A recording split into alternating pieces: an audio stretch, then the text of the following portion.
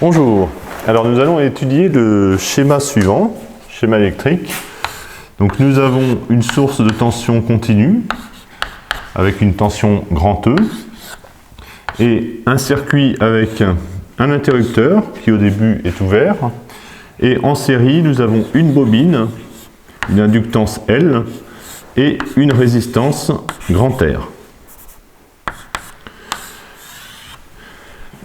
Donc au moment où on va fermer l'interrupteur K, eh bien, le courant va s'installer dans le circuit et le but c'est de déterminer quelle est la forme de ce courant. Donc déjà on peut dire qu'au moment où l'interrupteur est ouvert, le courant est nul. Donc il n'y a aucune énergie qui est transmise du générateur vers le circuit électrique. Ensuite, quand on va fermer l'interrupteur, il peut y avoir du courant. Mais que va faire la bobine? La bobine va s'opposer à la variation de courant. Donc elle va permettre une variation de courant et une variation continue. C'est-à-dire qu'on ne peut pas avoir un courant qui va passer d'une certaine valeur à une autre valeur de façon discontinue. On va avoir forcément une courbe continue du courant. Donc finalement, la bobine va freiner l'installation du courant. Donc il va y avoir une phase transitoire. Ensuite, au bout d'un certain moment, qu'est-ce qui va se passer? Le courant, cette phase transitoire sera terminée. Le courant sera finalement continu. Donc si le courant est continu, ça veut dire que la bobine, on est en régime permanent. Dans ces cas-là, la bobine se comporte comme un court-circuit. Et dans ces cas-là, si ça c'est un court-circuit, on a E en parallèle avec R. Donc le courant à travers la résistance, I égale E sur R, la tension aux bornes de résistance divisée par R. Donc on aura un courant continu égal à E sur R. Alors maintenant, ça c'était l'analyse globale du circuit. On va rentrer un petit peu plus dans les calculs. Donc la première phase va consister à mettre en équation ce circuit. Donc qu'est-ce qu'on peut mettre en équation? Par exemple, ce qui se passe autour de la résistance. La tension aux bornes de la résistance, tension instantanée, donc à chaque instant, cette tension est proportionnelle au courant qui traverse la résistance. Pour la bobine, on a aussi une tension aux bornes de la bobine qu'on va appeler UL.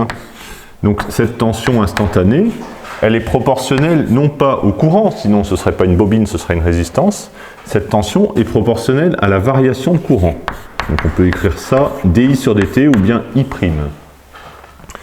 Et enfin, comment va-t-on faire intervenir dans les équations le grand E? Eh bien à travers la loi d'Émaille qui va finalement relier ces trois tensions. Donc la loi d'Émaille, elle nous dit que UR plus UL, c'est égal à grand E. Donc on peut incorporer ces deux petites équations dans celle-là. Donc on va avoir finalement comme équation globale RI plus LDI sur dt égale grand E. Alors on va mettre ça dans l'ordre canonique, c'est-à-dire on va avoir d'abord les différentiels, d'abord les dérivés et ensuite les fonctions normales. C'est-à-dire qu'on va d'abord commencer par UL et ensuite UR. Donc on va écrire LDI sur dt plus RI égale grand E. Donc voilà notre équation différentielle. Équation parce qu'il y a un égal, différentielle parce qu'il y a une dérivée. C'est une équation différentielle du premier ordre, puisqu'on dérive une fois. Du deuxième ordre, ça voudrait dire qu'on aurait d2i sur dt2. Ce serait une dérivée de dérivée. Donc cette équation différentielle, il faut bien identifier qu'est-ce que l'on cherche dedans. Quel est l'inconnu? L'inconnu, en fait, c'est pas une variable. L'inconnu, c'est une fonction, la fonction I de t, le courant en fonction du temps. Donc c'est carrément une courbe qu'on va obtenir comme solution. On peut aussi écrire ça de la façon suivante, LI', puisque DI sur DT c'est pareil que I', plus RI égale grand E. Donc je vais retenir cette équation et maintenant on va essayer de résoudre cette équation.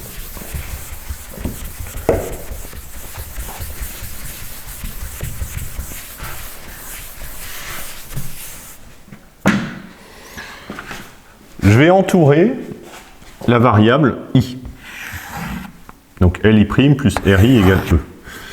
Je l'entoure pour bien montrer que c'est mon inconnu, c'est le but recherché. Et c'est très important quand on a une équation différentielle de bien identifier ce que l'on cherche.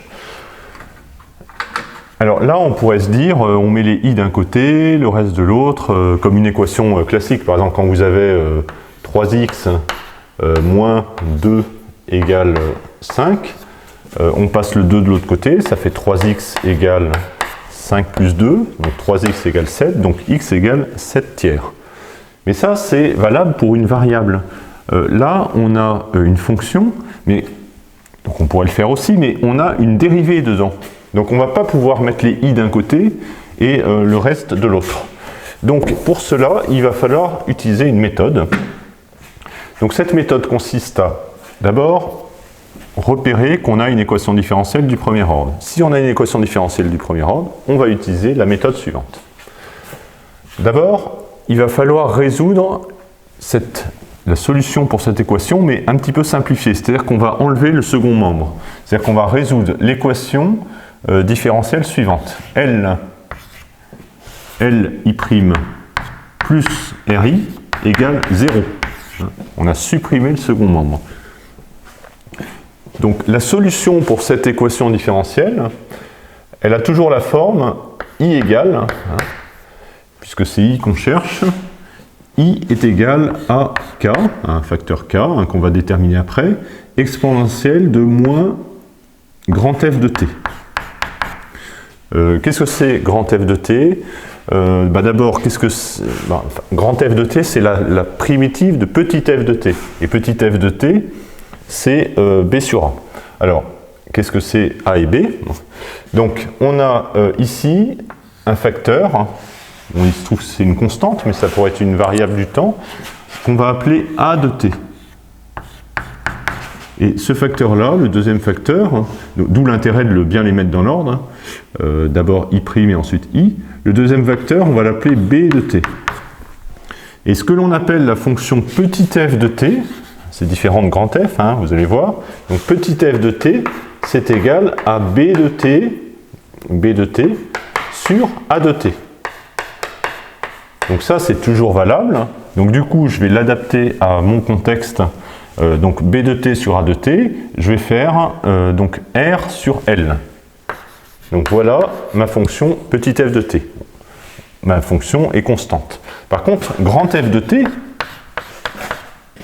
t, c'est la primitive de petit f de t, donc c'est r sur l fois t.